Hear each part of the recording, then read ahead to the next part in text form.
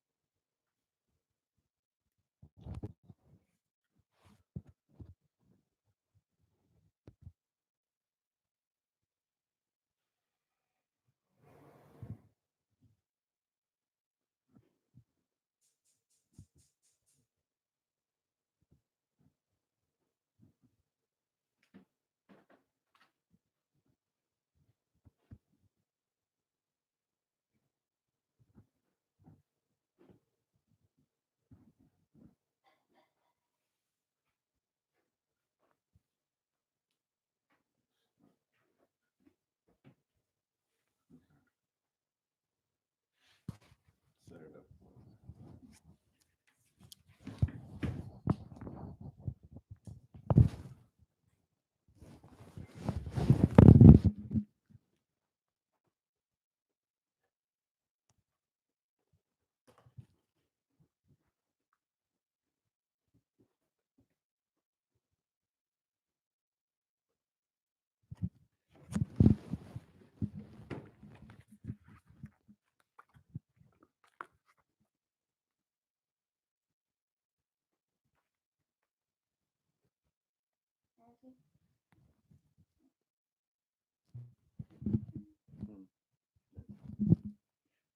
Make it live. Send.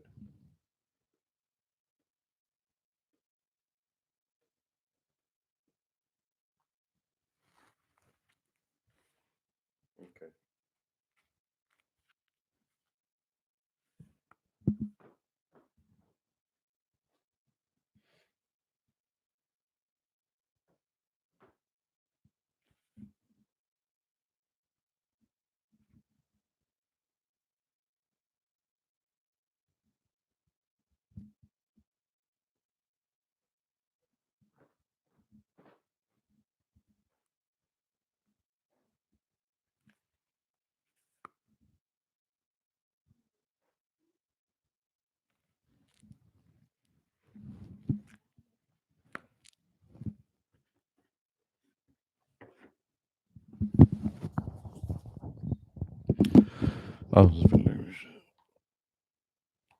أعوذ بالله من الشيطان الرجيم. بسم الله الرحمن الرحيم.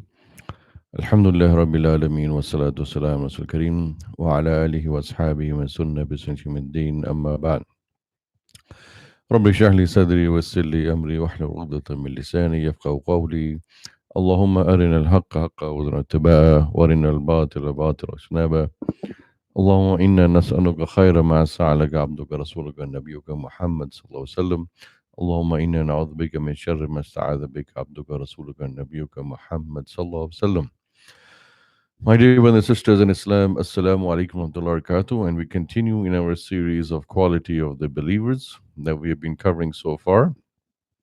Yesterday, we finished on the ayah number 10 about Allah subhanahu wa ta'ala informing us how the people who fulfill their trust, fulfill their amana, and when they're entrusted with something, and they also fulfill their promises.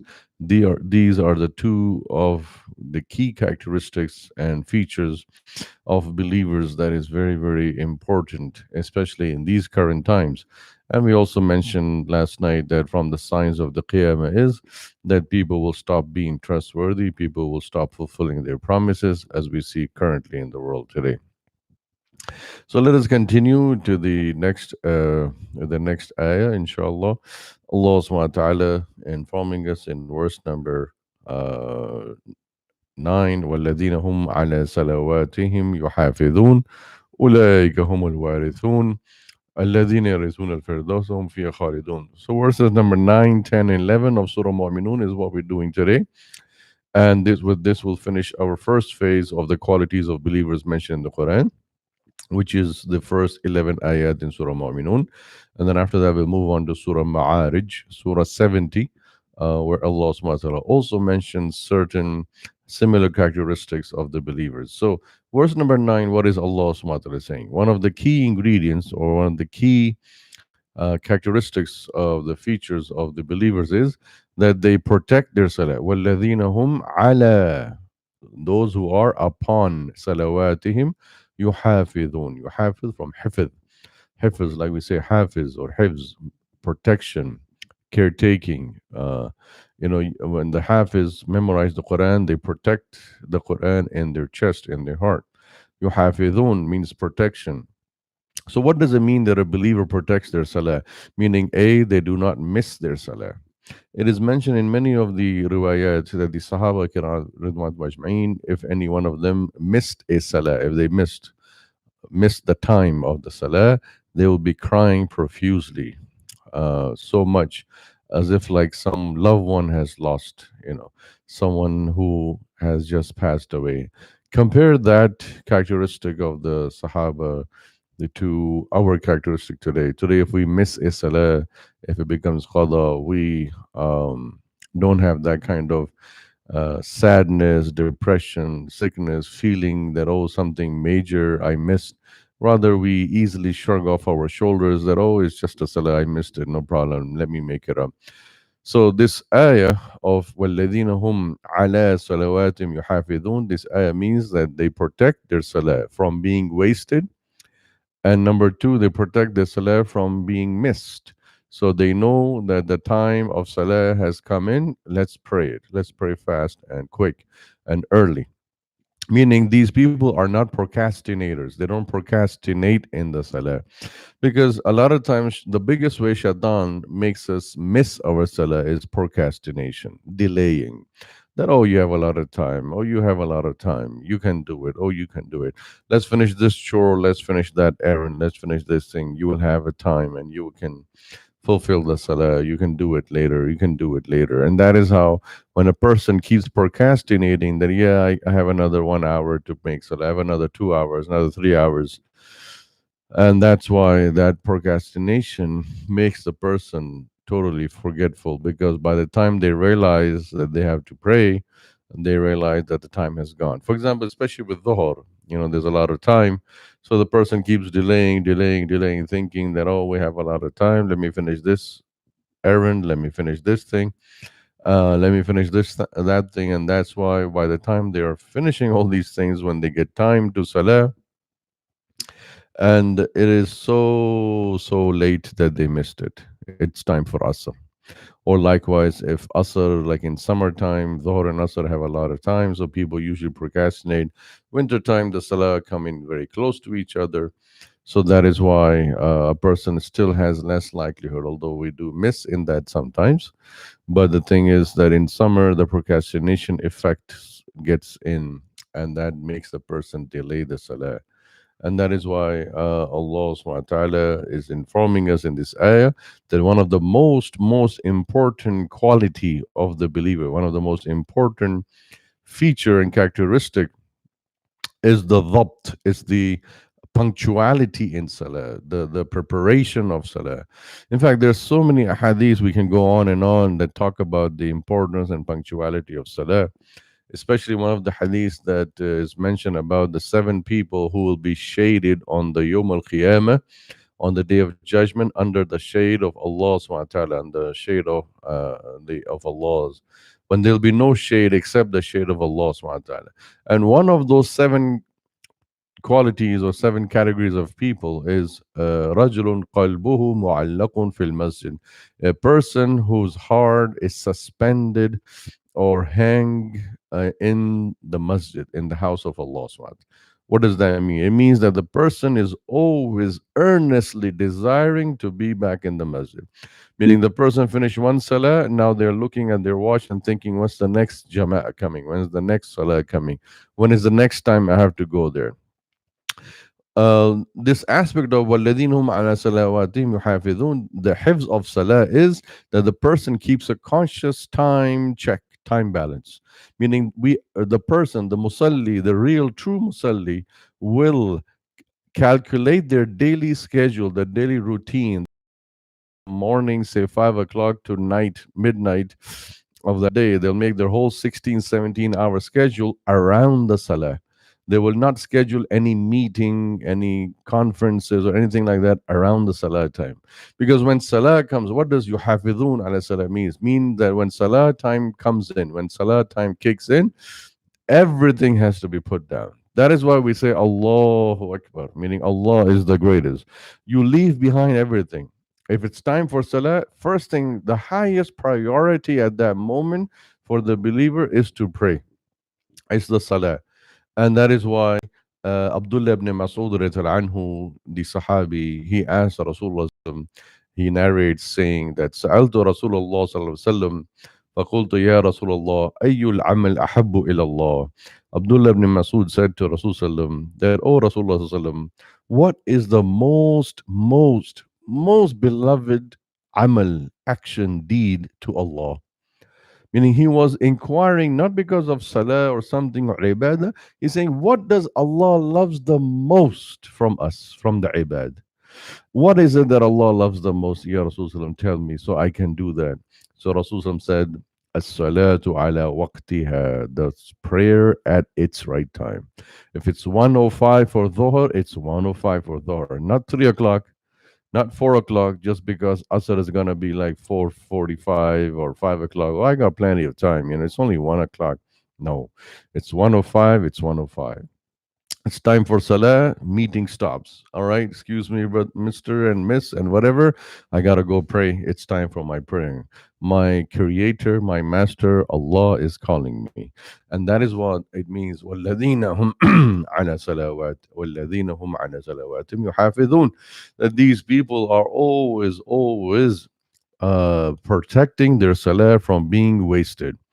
So that is why Allah subhanahu wa ta'ala says in Surah Baqarah, Surah number 2 also, حافظوا على الصلاة والصلاة الوسطى وقوموا لله قانتين. Allah subhanahu wa ta'ala says over there in Surah Baqarah, حافظوا على الصلاة. Protect your salah. It's an order, a direct order, فعل أمر. And the فعل أمر is in صيغة الجمع, is in plural, not one. Allah is not saying حافظ على الصلاة, حافظوا على الصلاة. Protect all of you together collectively, jami'an, all of you together, protect your salah, meaning protect your salah to jama'ah, protect your salah individually if you are praying anywhere, protect your salah jama'ah together if you're praying. And then he goes on to say, Allah in that ayah, was salat hafidhu ala salati was salatul usta, and protect your salah, especially the middle prayers. So Aisha Siddiqa radiallahu anha, she asked Rasulullah, Ya Rasulullah, what is Salatul Usta? What is the middle prayer? And Rasulullah referred to Fajr and Asr, because they come in the middle of the changing of the day and night. Fajr comes between night is ending and day is starting. Asr is coming where the day is ending and the night is about to start. You miss Asr, Maghrib, it's nighttime. The day has gone. You miss Fajr, you miss the night time, early morning time. So Fajr and Asr, as many of the narrators said, that Fajr and Asr is the meaning of the middle salah that Allah is referring to in Surah Baqarah. Why? Because these two salah come at one of the most difficult intervals of the day. Number one, Fajr is coming at an early morning when a person is deep in their sleep, killing your sleep, fighting your sleep, battling against your sleep to be able to get up for praying. Fajr is very important. That's where Allah subhanahu is saying, Hafidhu ala salati wa salati al-usta. Protect your salah, especially the middle prayer, which is the Fajr and Asr, because this will make most people will miss that. Now, a lot of times people say that, okay, Fajr is coming at a time when we're sleeping. Yeah, it makes sense. It makes common sense that Fajr, there are more likelihood, the probability, the chances of missing Fajr is more because you're sleeping, you may oversleep, you may miss it.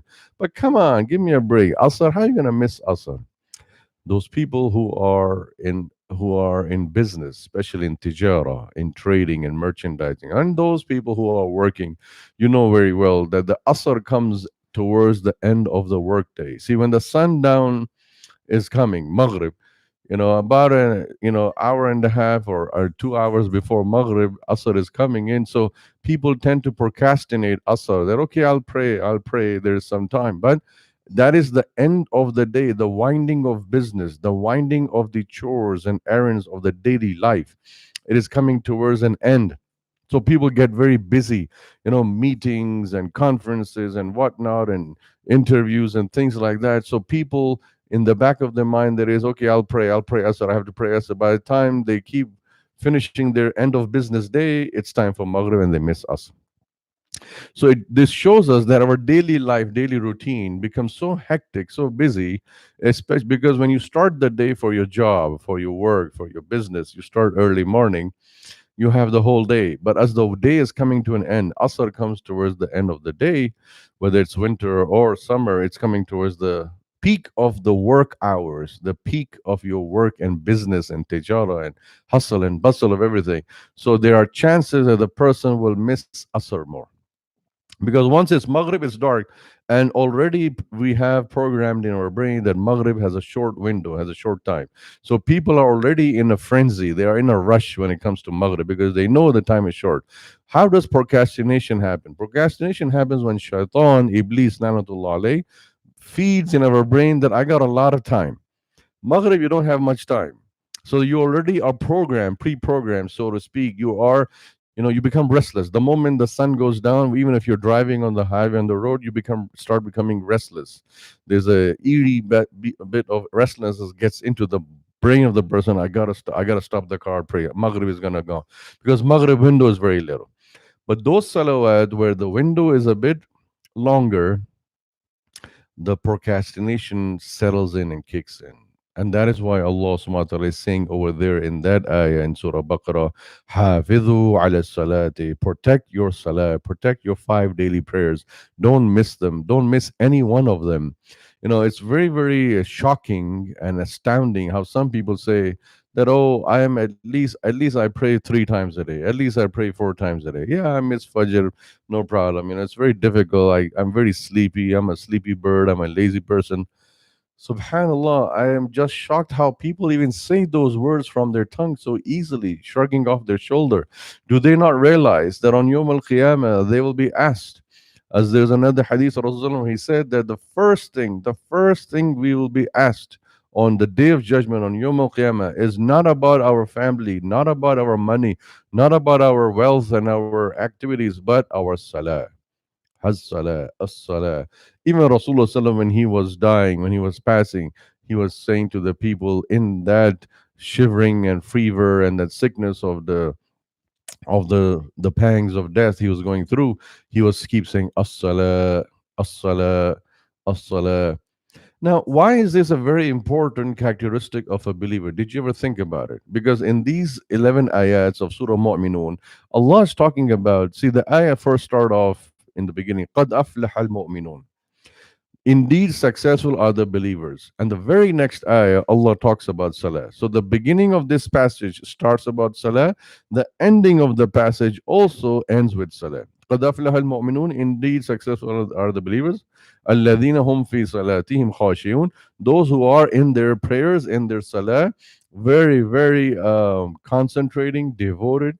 And then here, towards the end of this passage, these 11, towards the 10th ayah, Allah subhanahu wa ta'ala saying, وَالَّذِينَ هُمْ عَلَى صَلَوَاتِهِمْ يُحَافِظُونَ وَالَّذِينَ هُمْ عَلَى صَلَوَاتِهِمْ يُحَافِظُونَ. And the believers are those people who are always guarding the prayer. Now, what does guard mean? Can you think about it? If you have gold, if you have jewelry in your house, where are you going to leave it? Out on the table, on the sofa? You're going to lie it down on the floor that, oh, anybody just walk in, you get in, you take it? You have something precious, you have something very valuable. What do you do with it? You protect it, you guard it, you preserve it, you hide it in in somewhere, a place. You hide it somewhere that, oh, nobody can see, nobody get it. Why do we all keep our money in the bank? Because it's a protected, right? Nobody's gonna steal. If I keep all that cash at home, under the mattress, under the pillow, maybe some robbers, muggers coming to the house and they will steal it. At least it's safe in the bank. So the concept of protection, the concept of preservation is embedded in this ayah. Allah is saying that the believer is that person who guards the most precious, valuable, intrinsic thing in their life. And what is that? Salah. If we lose salah, we lose Allah. And right now, we as Muslims know this, realize this, and know this more than anyone else in this current time. For the last 4 weeks, we've been missing our masajid. We've been missing Salatul Jama'ah in the masjid. We've been missing Jummah in the masjid. For the last 4 weeks, we now realize we got a taste of this. Allah has given this situation to us to make us realize this. Allah has forced upon this situation, current situation of lockdown, isolation, and COVID-19. So we realize now what is the value of salah, what is the precious nature of salah, the longingness of the heart to be in the house of Allah, in the place of barakah. Yes, you can pray at home, no problem. Yes, you can make your house the masjid. But do you feel that ruhaniya, that spirituality? Do you feel that in your heart? Do you feel that in your body and soul, that feeling? That only comes in the house of Allah. The moment you enter your foot in the masjid, suddenly calmness and serenity overtakes you. That is why Allah subhanahu wa ta'ala said in the Surah Fajr, Ya ayyatuhan nafsul mutma'inna, irji'i ila rabbiki radiyatan mardiya. Ya ayyatuhan nafsul mutma'inna. Oh, you the peaceful, tranquil soul. Where does the soul find peace? Where does the soul find tranquility? In salah. And which salah does the soul find the most peace and tranquility? Inside the masjid, inside the house of Allah. It's heavens apart. It's a big difference between praying inside your home and praying. Yes, prayer is accepted here too. But praying here inside your home and praying in the masjid, in the house of Allah, big difference. Any salah, whether it's Fajr, Dhuhr, Asr, Maghrib, Isha. Why is it that when Ramadan comes, suddenly the masajid become very, very busy? All those people who never used to show up in the masjid all around the year, 11 months, suddenly in Ramadan, they have an extra bit of energy of Iman and Taqwa, and they come in the masjid. Even in Dhuhr and Asr, those people who never would come in Dhuhr and Asr or Maghrib in the masjid during the regular months and regular days, suddenly in Ramadan they say, no, it's month of fasting, it's month of Siyam, I'm fasting, I better make my fasting more valuable, more counted, so I need to come and pray. Why? Because you feel that richness, you feel that treasure in your heart of the prayer. So that is why when you have something very precious, I mean, those people will never miss their salah if they know the value and the preciousness and the importance and priority of salah. Like they say in Urdu language, there's a saying, I'll translate for you, Sone ki qadar to jawahiri janta. The value of gold, only a jeweler knows. If you take a gold to somebody in another house, they'll say, I don't know, maybe this is valued as, maybe $5, $10, $1,000, 50. But you take that same piece of thing to a shop, to a jeweler or a pawn shop, like here in America, as they say, they will immediately realize, oh, this is valuable. This is much more than what you're thinking about. Why? Because that person, that jeweler, he has been in that business. He knows the moment he sees the valuable thing, he knows automatically in his brain, calculates the value of it. Similarly, in this ayah, Allah is saying, وَالَّذِينَ هُمْ عَلَى صَلَوَاتِهِمْ يُحَافِظُونَ. A true believer, a true mu'min is one who knows the value of salah, who knows the importance of salah, who knows the priority of salah, who knows that on Yawm al-Qiyamah, the first thing Allah is going to ask me about is salah, who knows that my beloved Prophet Muhammad, when he was passing away, he kept saying, as-salah, as-salah, prayer, prayer, prayer, to emphasize and stress the value and importance of salah. So a believer is one of the most important. I would say this is the benchmark, the bedrock of all existence of a believer is salah, prayer. That is why it is mentioned in the Sunnah of Rasulullah that when you are searching for a good son-in-law or daughter-in-law, when you're searching someone, a spouse for your son and daughter, the first thing you ask, are they regular in their prayer? الذين هم على صلواتهم يحافظون. Why? People like us who come from the subcontinent, from India, Pakistan, we grew up from young childhood days listening when our uncle and aunties would be getting married. We will see our grandfather, grandmother asking, is that person, does he pray? Does she pray? Does he pray? And we kept thinking, why? You realize from this ayah and from these hadiths that we just mentioned, that why did our ancestors from India, Pakistan, Bangladesh, from the subcontinent, why the ancestors always ask on a potential spouse for their son and daughter, or they always ask, does he or she pray? If they do, are they regular in their prayers, or are they casual prayers? Casual meaning they miss sometime, they pray sometime. Why? It's very important, because I would not put the life of my son and daughter in the hand of a person who is not sincere to Allah. If somebody doesn't pray, somebody is not regular in their prayer, they're not punctual in their prayer, and I'm entrusting them with the most precious thing of my life, my flesh, my bone, my son, my daughter, my offspring, they're very valuable. How can I put them in the hand of someone who does not value Allah, who doesn't pray regularly? So, my dear brother and sister in Islam, whenever you are searching for someone for your daughter or your son, please, please, there is no harm. Ask directly to the parents of that person. Does your son and daughter pray regularly? Are they missing any prayers? What's the frequency? Are they 5 times prayer, 4 times prayer?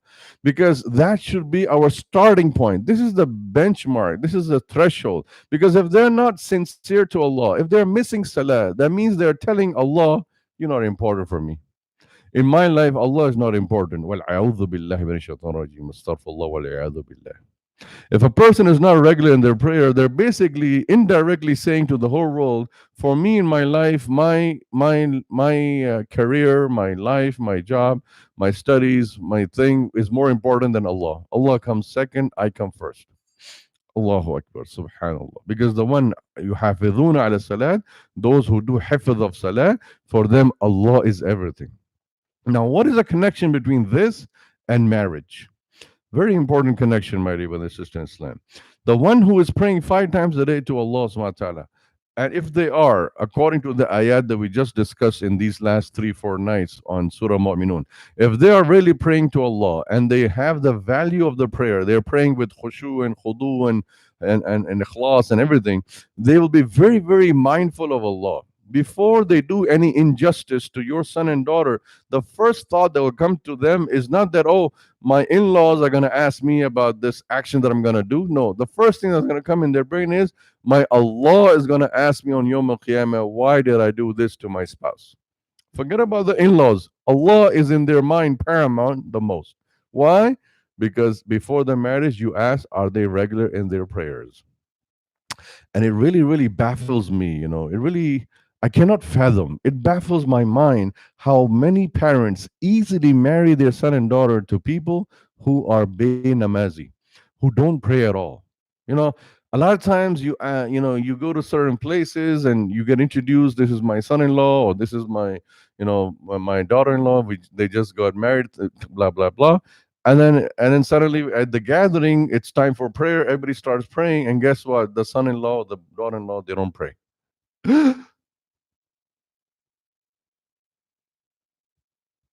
Wow. Let that sink in for a minute. You just introduce somebody as a new individual in your family and they don't pray. How? I mean, for me to fathom this, it baffles me. It's incomprehensible. Or maybe that was the way I was brought up. I don't know. Some people, they just look at it very casual. Oh, kya hua? No problem. It's okay. Everybody, lakum dinukum waliya deen. Everybody has their own deen. If they don't pray, that's between them and Allah. I'm their, father-in-law. I'm their mother-in-law. I don't need to interfere in their life. It's their privacy, like they say in America. Excuse me. There's no privacy when it comes to Allah.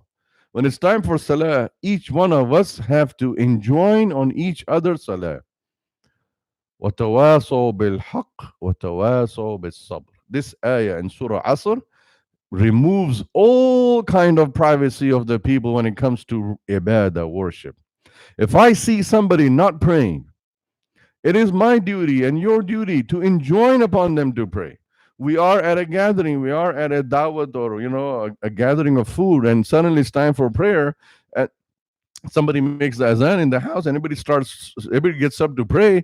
A couple of people still sitting on the chair, and nobody even dares to invite them. Please, brother, come, let's pray. Everybody's praying. Nobody even dares to do that. Why? Fear of backlash. What kind of backlash? What's the worst going to happen? They're going to say, mind your own business, get lost. Don't interfere. It's my private matter between me and Allah. No, it's not your private matter. because I have to save you from hellfire. I know if you're going to miss your prayer, there's no way you're going to be saved from hellfire, because salah is the first thing that's going to be asked. So this is another aspect of this ayah.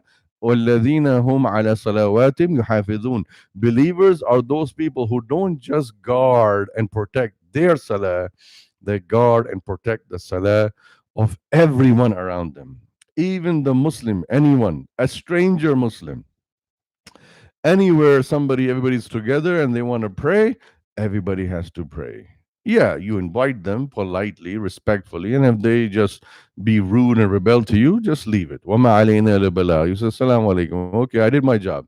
وَتَوَاصَوْا بِالْحَقِّ وَتَوَاصَوْا بِالصَّبْرِ. I enjoined them to pray. They did not want to pray. Fine. I'm not going to fight them or argue them, or I'm going to start criticizing them or taunting them. What kind of Muslim you are, what kind of believer you are. You're going to Jahannam, bro. I'm telling you, man.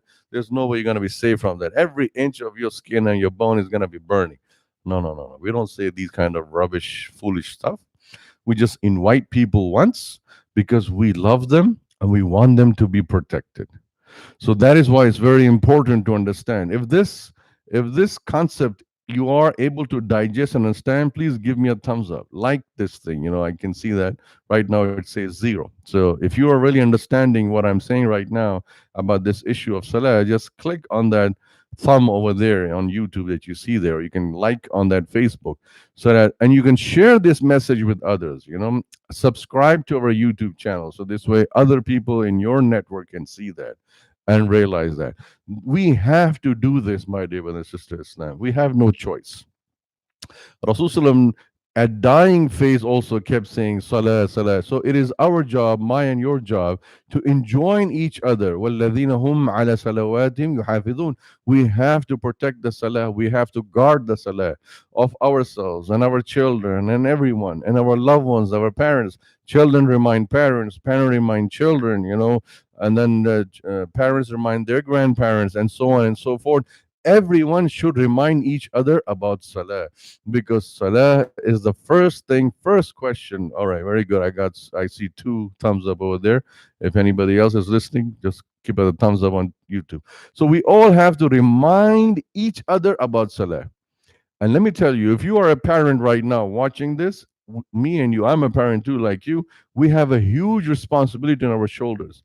We have to enjoin our children on the regularity, punctuality of salah from a young age. Nobody becomes punctual on salah overnight. It doesn't happen overnight that one day suddenly your son gets up and from the bed and says, Mom, Dad, from today I'm going to be praying 5 times a day. No, it doesn't happen like that suddenly. You have to do tarbiyah. You have to nurture them. You know how we go to the nursery, like this garden area, you buy a plant, open the packet, you put it in the pot, and then you put some water, you put some fertilizer, and then you keep watering, you keep looking at the plant. The first thing, small sapling grows, then it shoots up a little bit more, then first leaf comes out, and then you take pleasure in seeing in your garden, around your house, that thing growing, growing, growing, just like that plant. Just like that plant grows is how our children are going to grow in salah. Brothers and sisters, if we do not train our children to have salah punctuality, yuhafidhuna ala salat, they will never become punctual. Illa ma sha Allah, illa ma rahima Rabbi. If me and you as father and mother do not encourage, enjoin on our children, look, mother should say, I'm not going to give you food if you don't pray. Yes, you can do that. You have full authority from the Sunnah of Rasulullah. No lunch, no dinner unless you become regular in your prayer. Did you pray? Go pray first. Fathers, when they come home from work, first thing they should ask, did you miss any prayers today? Did you pray? Whether going to school or college, because this prayer is what makes the iman alive. This prayer is what makes the family unit connected. Imagine father, mother, son, daughter, nobody's regular in prayer. You know what's going to happen? There's going to be depression, anxiety, panic. There's going to be no barakah. First thing Allah removes from the family or from the person is barakah. And barakah literally means blessing. Barakah, there is no way to describe barakah. Barakah, the word barakah in Arabic Yeah, in English you can say it's blessing, but it really means it's not something tangible. You cannot touch and feel. Like this mic, you can see this mic, you can hear it, you can touch it and feel it, but barakah you cannot feel. Barakah is something that Allah gives because of the salah. وَالَّذِينَ هُمْ عَلَى صَلَوَاتِهِمْ يُحَافِظُونَ. Those who are always guarding and protecting their salah. You know, they would cry. Like I said, the Sahaba, they would cry if they miss a salah. How many of us, including myself, I'm worse than any of you. How many of us, if we wake up and miss the Fajr, how many of us we cry for an hour in the morning? If our car breaks down and it's gone totally gloss, you have to send it to a junkyard, we may cry. If the house burns on fire, we may cry. We lose a loved one, we cry. We lose a job, we may cry. But if we miss a salah, do we cry? That's something to think about. I always think this many times that if we miss a salah here and there, do we just take time? Do we pause? Just pause everything and take time and start crying and asking Allah that I'm really sorry. I beg you, Ya Allah, and I asif, oh Allah, please forgive me. I'm really sorry. I just missed my dhuhr, I just missed my asr, my maghrib or something. You know, that huzn, that depression should sink in, that the biggest thing of my wujud, the biggest thing of my existence, I missed it. I missed salah. Why did Allah create us? Allah created us for His ibadah. وَمَا خَلَقْتُ الْجِنَّ وَالْإِنسَ إِلَّا لِيَعْبُدُونَ. Allah created us not to accumulate money. Allah didn't create us to make these big houses and cars and everything. Allah created us for His ibadah. And yes, if in the midst of that ibadah we accumulate rizq, we accumulate money and build house and car, no problem. But if the house and the car and the money and the business is making me miss salah, then la'natullah alayhi on this kind of a house and car. I don't want such a car. I don't want such a house. I don't want such children because of which I miss my salah. My salah is my lifeline. You know, right now, brothers and sisters, those of you who are doctors and nurses, you know, right now, the biggest thing in the world right now is ventilator. What does a ventilator do? You put a ventilator, you intube the ventilator gives you the ability to breathe. Salah is your breath. Wallah al-Azim, I swear by Allah, and I kid you not, salah for a believer is their lifeline, is their ventilator. If you don't pray, if you miss your prayer 5 times a day, or you miss any prayer, it's like somebody snatching away from your mouth the ventilator. Imagine a patient in the hospital is on a ventilator. You go there and you snatch it away from their mouth. How they're going to be? They're going to be gasping. You're going to kill them. So if we miss a salah, we are like dying, slow poison, very easy and subtle and serene. Yeah, you don't feel any pain. You just shrug it off your shoulder. It's just a Zora. Okay, I'll make it up. Oh, it's just a Maghrib. I get calls so many times from people. I'm amazed. I'm not criticizing anybody here, but people call me, Imam, I work at this place and I can't make my salah. When I come back home, can I pray all the salah together? Allahu Akbar. In a Jam'a salah. You're not traveling. You're not sick. You're fine. It's just that at your work, you're just so busy, you can't pray. So can I sandwich all the prayers? Can I pray Dhuhr, Asr, Maghrib, Isha, all of it together? When I come back home late at night, 9, 10 o'clock, I pray Dhuhr and Asr and Maghrib. Oh, one more question. On top of the icing on the cake. Another question that came. If I miss all my 4 salah during the day, I prayed Fajr in the morning, I went to work. When I came back, I couldn't pray anything. So if I pray, do I go backwards or do I go forward? You know, when I first heard the question, brothers and sisters, I said, what do you mean? I don't get it. What do you mean forward and backward? Oh, Imam, I was asking that, I missed all the salah. So now that I come home, should I pray Isha first, then the Maghrib I missed, then the Asr that I missed, then the Dhuhr I missed? Or should I go forward? I should pray Dhuhr first, Asr, and then Maghrib, and then Isha. Amazing questions. I mean, just listening to that question, it made me so depressed. I was just lost for words. And the brother had to say, hello, Imam, I'm asking a question. I said, yeah, let me just, I could not even fathom how can somebody so easily say that? I mean, would you come happily, smilingly say, oh, you know what, guys? This morning my dad died. Would you ever say like that? This morning my son just died. Yeah, he was sick a long time. He just died. That's the kind of question a person is asking. I miss my Dhuhr, Asr, Maghrib, and everything. Should I pray backwards or forward? I mean, have some courtesy for Allah's sake. For Allah, for God's sake, have some depression, have some sadness, have some have some remorse, regret. I've done a big sin. Yes, it is from the kabair, as Rasul said, missing our salah knowingly, deliberately, intentionally is from the kabair, from the major sins.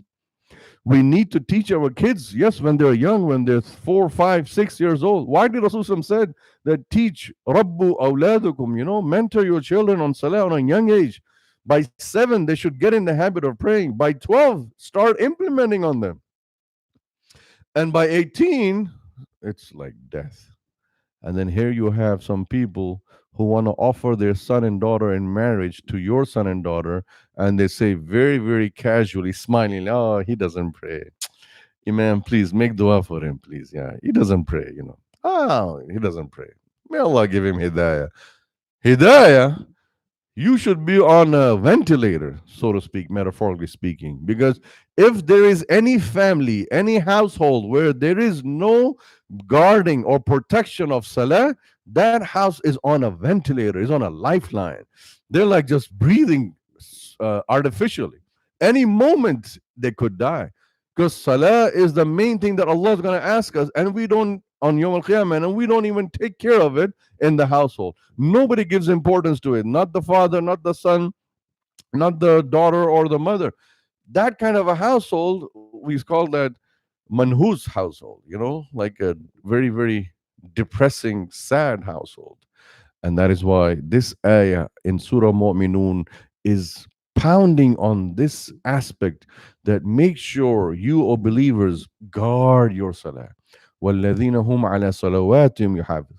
Yes, occasionally here and there, I'm not saying it's okay to miss salah, but we understand we are all insan. We are all human beings. We are not angels. There are bound to be certain days where we will miss salah.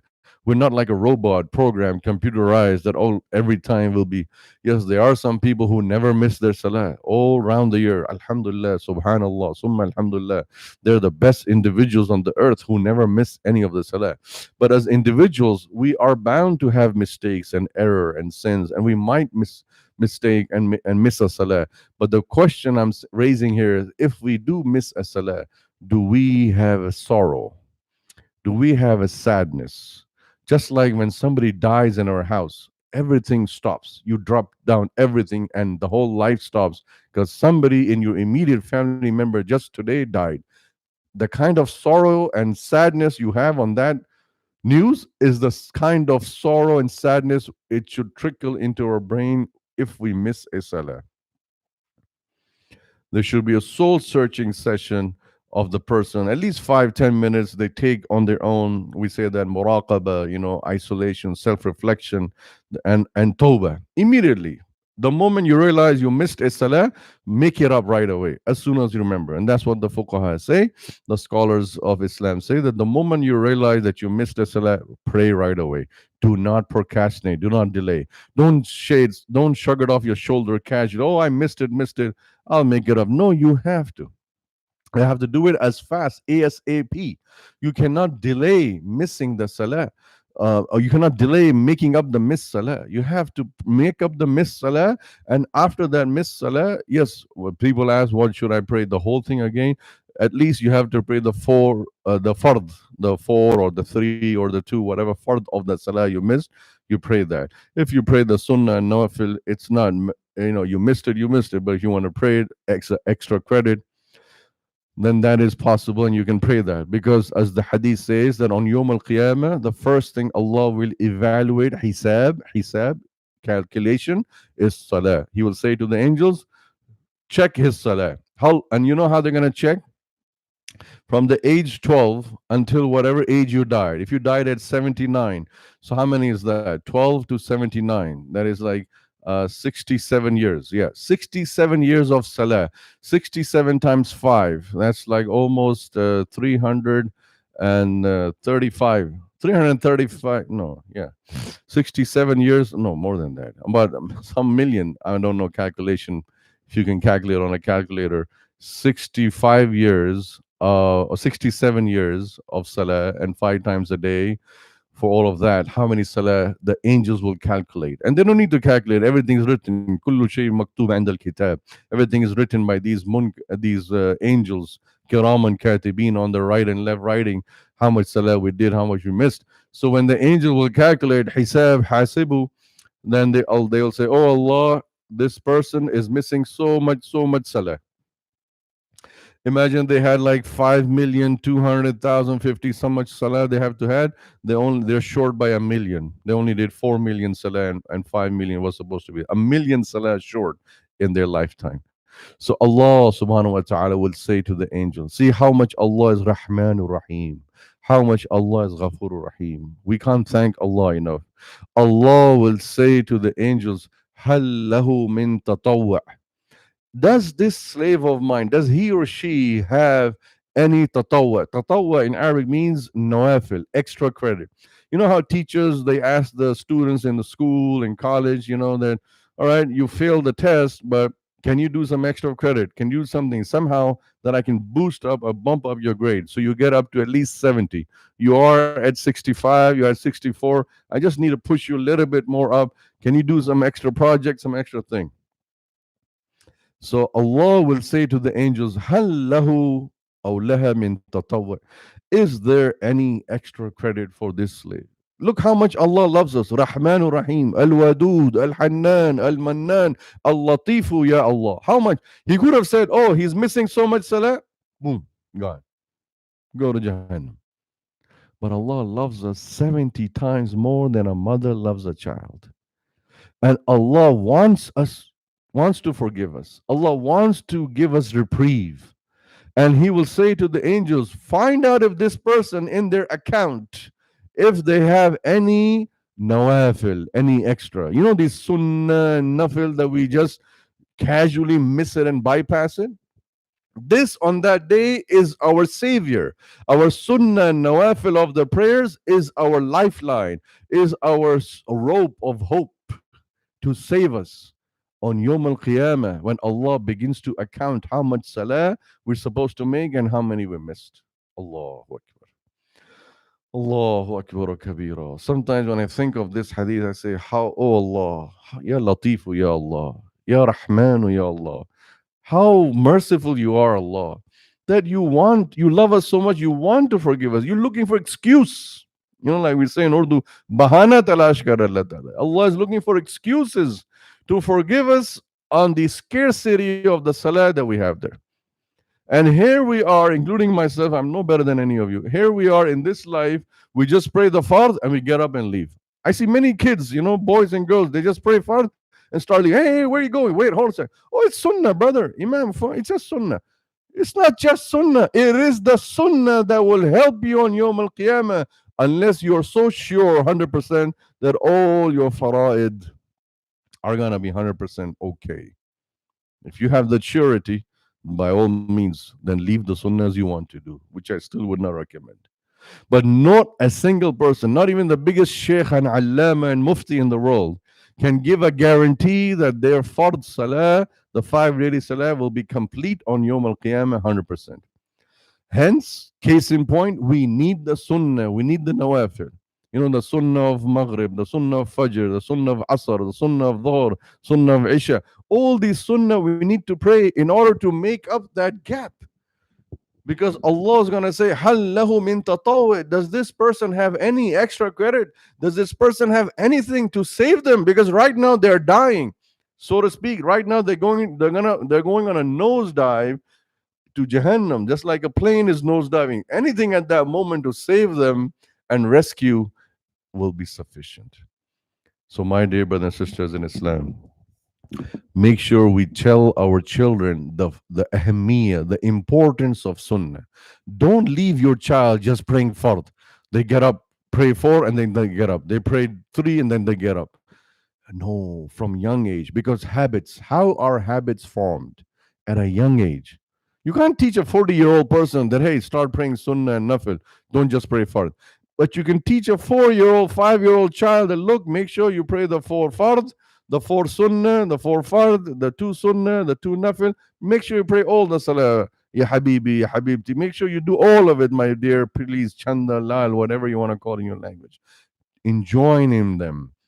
Enjoin in them the concept of salah, the protection of salah, the hifz of salah, the guarding of salah, because then only will they be able to fulfill the requirement that is there. And that is why this is one of the most quality important quality that is mentioned here in Surah Mu'minun in these 11 ayat. The next ayah is Allah says ulaika humul warithun, ayah number 10 in Surah Mu'minun, meaning Allah is saying these are the people, meaning these believers, these mu'mineen who fulfill these 7 sifat, these 7 qualities mentioned here in Surah Mu'minun. If they fulfill that, then they are the warithun. Warith, mean inheritor. Mirath means inheritance. So what are the inheritors of Jannah? الَّذِينَ يَرِثُونَ الْفِرْدَوْسِ هُمْ فِيهَا خَالِدُونَ. You know what is amazing in this ayah? Allah subhanahu wa ta'ala is saying, الَّذِينَ يَرِثُونَ الْفِرْدَوْسِ, meaning they will be inheritors of not just Jannah, but in Jannah there are many maratib, there are many marahil, there are many stages. طَبَقًا عَلَى طَبَق. There are many levels and steps in Jannah. أعلاها جنة الفردوس. The most highest level of Jannah is Jannat al-Firdaus. أدناها, the most lower level of Jannah, is the bare minimum. So the highest level of Jannah is Jannat al-Firdaus. That Firdaus is Allah mentioning in Surah Mu'minun over here. In ayah number 11, الَّذِينَ يَرِثُونَ الْفِرْدَوْسِ هُمْ فِيهَا خَالِدُونَ. They will be there in it forever, ever, ever. خالدون. About this, there's a hadith of Rasulullah. Rasulullah said, you see, Rasulullah in this hadith is teaching us optimism, be optimistic, motivation, inspiration. He said in the hadith, إِذَا سَأَلْتُمُ اللَّهُ الْجَنَّةِ فَاسْأَلُوا الْفِرْدَوْسِ فَاسْأَلُوهُ الْفِرْدَوْسِ. Rasulullah is saying in a question, إِذَا سَأَلْتُمُ اللَّهُ الْجَنَّةِ, if you ask Allah for Jannah, you know how we are, brothers and sisters, sometimes when we're asking Allah for Jannah, we say, oh Allah, please get my foot in Jannah, get at least my toes in Jannah. If I just get my right foot in Jannah, Allah, I am happy, I'm finished. And that's the best thing I got in my life. No, don't be bakhil, don't be stingy, don't be so short-sighted, short-minded. Be vast, be big, be expansive. And that's what he's saying. إِذَا سَأَلْتُمُ اللَّهُ الْجَنَّةِ, if you ask Allah for Jannah, ask Him for Firdaus. Aim high. Go for the biggest prize. Go for the highest. I always say this, a teacher, when she or he teaches her students or his students, do they say just go for the C, go for the 70%, somehow get a 70 and pass the class, that's enough? No, they all say, the teachers say, go for 99, go for 100, go for A star, A1, or highest grade. So we as parents need to inculcate, imbibe in our children this feeling that, look, when you ask Allah for Jannah, don't just beg Allah, oh Allah, get me the lowest level. Oh Allah, I just get the lowest level, that's good enough. No, ask Allah, Allahumma adkhilni Jannat al-Firdaus. Oh Allah, give me the Jannat al-Firdaus. Oh Allah, give me the steps that make me closer to Jannat al-Firdaus. Because when you ask for the highest, if you aim for 100, you're bound to get at least a 90 with all the mistakes that you may have. So it's good. But if you aim for 70, there are likelihood, chances you might even fail. You might just get 60.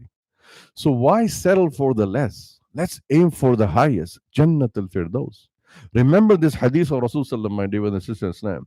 إِذَا سَأَلْتُمُ اللَّهُ الْجَنَّةِ فَاسْأَلُوهُ الْفِرْدَوْسِ. If you ask Allah for Jannah, ask Him for nothing less than al-Firdaus. And you know what Firdaus is?